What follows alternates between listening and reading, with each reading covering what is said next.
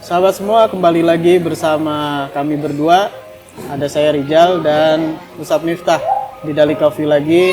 Kita akan ngobrol-ngobrol lagi tentang kali ini keris ya Ustadz ya? Iya. Dan minta maaf karena kali ini saya nggak bisa ada di depan kamera. Kemarin itu Ustadz, autofokusnya itu terganggu. Oh gitu. Iya, jadi karena ada dua orang di depan, kameranya agak bingung nih mau fokus ke yang mana nih.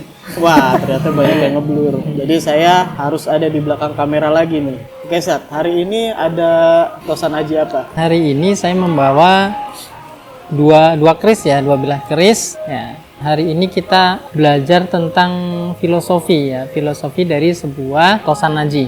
Ya, dapur apa dan bisa jadi dari pamornya itu juga ada maknanya gitu ya. Jadi maknanya apa? Ya bisa jadi kita dengan memaknai sendiri dari pelajaran-pelajaran yang bisa kita petik dari pendahulu kita yang kita padukan dengan kehidupan yang kekinian seperti itu. Baik, yang pertama ini keris yang pertama ya dengan sandangan Branggah Yogyakarta dari kayu cendana Jawa, terus bulunya kemuning ya, ini kemuning berut ini maksudnya, dengan mendak perak dan seloroknya ini juga perak. Nah, alhamdulillah ini kemarin lolos ikut seleksi pameran ya, seleksi pameran keris di Magetan. Ini masih ada barcode-nya tersimpan buat kenang-kenangan ya. Kita lihat dapurnya seperti apa. Wah, luar biasa ini. Ya, ini buat saya ini keris yang sangat luar biasa. Ya, ini bertangguh Tuban ya, era Mataram ya, kalau ngeliat gayanya. Ya, Tuban itu kan masanya panjang, itu dari Pajajaran, dari Majapahit sampai Mataram itu Tuban ada. Makanya kalau ngeliat dari bentuk dapurnya, gayanya ini masuk gaya Mataram ya. Jadi Tuban era Mataram.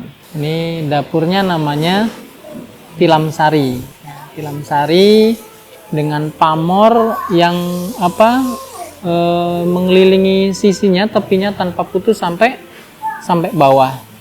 Dan di dalamnya ini ada pamor juga ya. Nah, ini pamornya kalau ini berdiri ini roboh pamornya. Yang pertama ini adalah pamor wengkon ya di sisinya, dan di tengahnya ini masuk namanya pamor tambal, dan di gonjonya ini juga ada pamornya. Nah, sampai kanan kiri ya, ini namanya pamor kendit. Nah, kendit.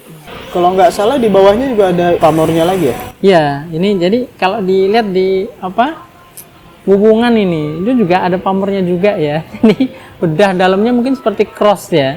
Jadi dia itu pamornya menyilang ya. Dari kendit ini di bawah ini juga ada pamornya, bisa jadi tembus sampai ke gonjo dalamnya ini. Dan itu unik ya, jarang. Jarang lihat ya. ada keris yang Karena ini. untuk menyatukan itu susah. Ya. Untuk menyatukan pamor sampai seperti itu sangat susah. Dan ini sangat luar biasa bisa dapat seperti ini. Nah, ini juga ada pamor yang unik ya. Ini ada pamor yang unik kalau kita zoom, kita dekatkan. Ya.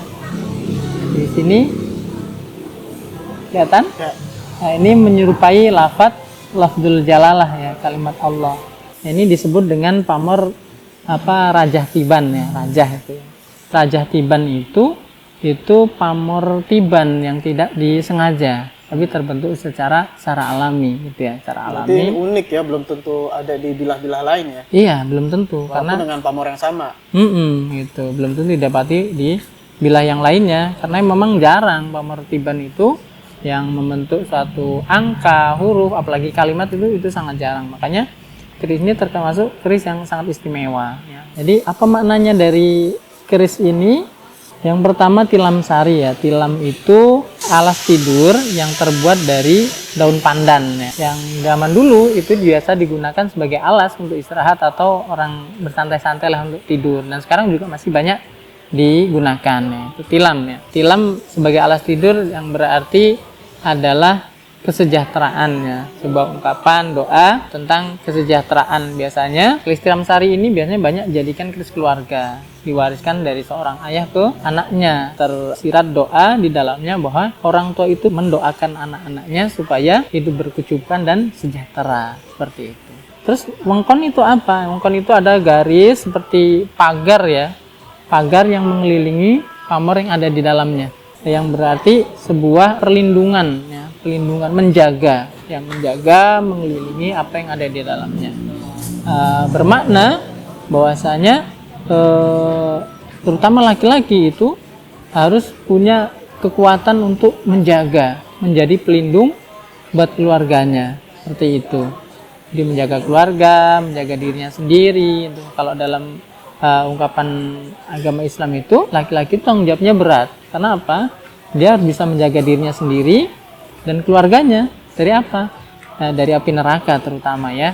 Di dunia juga dia harus bisa menjaga dirinya sendiri dan menjaga keluarganya dari hal-hal yang mengancam dirinya dan keluarganya. Terus yang di dalam ini ada namanya pamor tambal.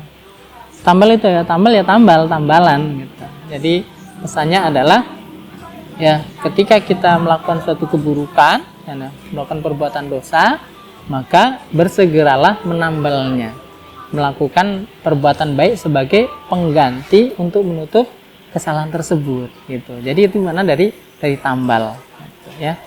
Ada pamor kendit ya. Pamor kendit ini seperti sabuk ya, karena dia ada di pangkal mengeliling ya, tidak putus ya, sampai tembus kanan kirinya seperti sabuk. Jadi bagi kita anak sabuk ya harus mengencangkan ikat pinggang gitu kan, itu harus bisa menjaga diri ya. Menjaga diri kalau di istilah orang Minang itu ada 3 ujung berbahaya. Yang pertama adalah ujung lisan, kedua ujung belati, ketiga adalah ujung kemaluan. Nah, bagi kita harus bisa mengencangkan ikat pinggang kita, menjaga diri kita dari hal-hal yang buruk tadi ya. Itu pamor kenditnya. Nah, di sini ada lafzul jalal, ini pamor yang sangat menarik ya. Bagi kita ketika melihat maka mengingatkan kita pada apa ya, kembali kepada Allah gitu. Dihiasi dengan apa ya, sandangan, warangka, terus kendoknya ini juga menambah keistimewaan dari keris ini. Cendana Jawa, dari mendaknya perak, kendoknya perak ini nambah jadi nilai-nilai yang sangat luar biasa gitu ya. Kadang ketika kita menemukan suatu tosan haji yang unik, yang bagus, bahkan masih utuh, maka sudah layak dia mendapatkan sandangan yang baik juga untuk menambah nilainya, juga untuk memuliakannya karena keistimewaannya seperti itu. Baik, kita ke keris yang kedua. Ini ada, ini kalau buat saya ini keris baru, kemardikan tapi istimewa ya. Dari sandangannya ini namanya iras ya, nyambung semuanya dan sangat manis ya kalau buat saya ini. Dengan dedernya ini Putri Kinurung ya. Kawan itu melihat keris ini nggak percaya kalau ini saya bilang keris kemardikan. Dari garapnya, dari pamornya, itu masih nggak percaya tuh. Dia jangan kamardikan lah, nawar, tanggungnya nom-noman aja. Dia bilang ya nggak apa-apa. Tangguh kok ditawar ya. Oke, kita coba buka. Wah, luar biasa. Nah, ini keris luar biasa ya. Luar biasa. Keren sekali ya. Gagah ya. Gagah. Garapannya, terus pamornya. Ini dari bentuknya ini sangat kokoh ya, terlihat sangat, kesannya sangat gagah. Ini namanya dapur Pasopati ya. Kemarin juga kita pernah bahas Pasopati dengan pamor Lagangsir ya. Yang ini Pasopati dengan pamornya Pengawak Wojo. Pasopati itu secara filosofi maknanya paso itu anjing ya, yang mewakili adalah hawa nafsu hewani ya. Pati itu artinya mati. Nah, ini keris ksatria, dan ksatria itu tentunya orang-orang yang kuat, yang hebat. Orang yang paling kuat, paling hebat adalah orang yang mampu melawan hawa nafsunya, gitu ya. Seperti pesan dalam Pasopati ini. Ada pamornya ini namanya Pengawak Wojo, yang bermakna adalah keteguhan hati. Kalau didekatkan, di zoom, misalkan ini pamornya itu seperti tidak kelihatan ya, menyatu dengan bilahnya. Bermakna adalah keteguhan hati seorang kesatria ya, tersimpan dalam satu bilah keris, menjadi pesan untuk para kesatria bahwasanya kesatria yang kuat adalah orang yang mampu ya, melawan hawa nafsunya sendiri, melawan nafsu hewaninya, seperti itu. Dan ini dihias dengan kinatah ya, emas yang disebut perak, yang sebenarnya ya kalau pada masanya keris dengan kinata emas itu hanya boleh dimiliki oleh raja ya. Kalau untuk orang-orang biasa, misalkan para penggawa, kesatria, atau panglima, di prajurit itu hanya boleh di kinata perak ya, seperti yang Mas Alan miliki itu kinatanya perak ya, karena di masa sekarang kan beda era dengan seperti zaman dulu ya. Siapapun bisa memiliki keris dengan kinata apapun misalkan dia mau membayarnya ya, kan banyak kolektor yang memiliki keris yang kinata emas asli ya, dan nilainya itu juga fantastis. Itu hari ini mungkin kita belajar sedikit ya tentang mengenal apa keris dan filosofinya untuk kita ya. Saya sekali lagi mengajak juga para teman-teman milenial ya, umuran saya dan di bawah saya, kawan-kawan semuanya ya, jangan malu untuk bertosan haji, jangan malu untuk ikut melestarikan budaya asli Nusantara ya, budaya asli Indonesia. Karena di dalamnya terdapat ilmu, terdapat pelajaran yang sangat-sangat berharga yang bisa jadi kita tidak menemukannya di tempat lain, di hal-hal yang lainnya. Berarti nanti selanjutnya kita mau bahas apa, Ustaz? Selanjutnya next sebenarnya yang kita tunggu-tunggu adalah tombak ya. Tombak ya, kita mau bahas tombak lagi ya. Jadi saya punya tombak yang di era keemasan Tosan Aji itu, yaitu di era Sultan Agung ya. Di era Sultan Agung itu salah satu era keemasan seni dan Tosan Aji. Nah, itu alhamdulillah saya memiliki dua tombak ya, dua tombak yang kalau menurut saya istimewa dua-duanya itu, karena tombak ini mungkin tidak dimiliki oleh rakyat biasa. Nanti kita akan dibahas next session, menunggu kabar baik dari Mas Rizkon karena masih di beliau untuk dibikinkan warangka yang sesuai dengan kelasnya.